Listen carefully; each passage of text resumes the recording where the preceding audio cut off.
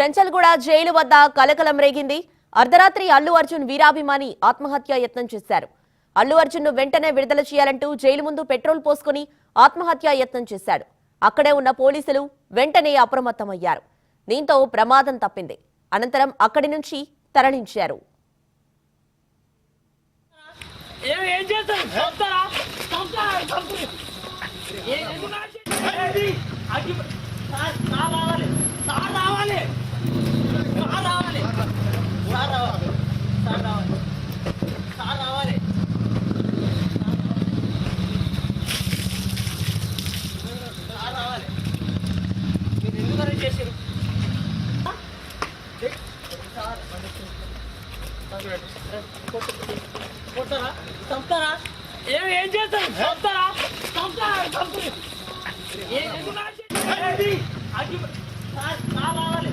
రావాలి.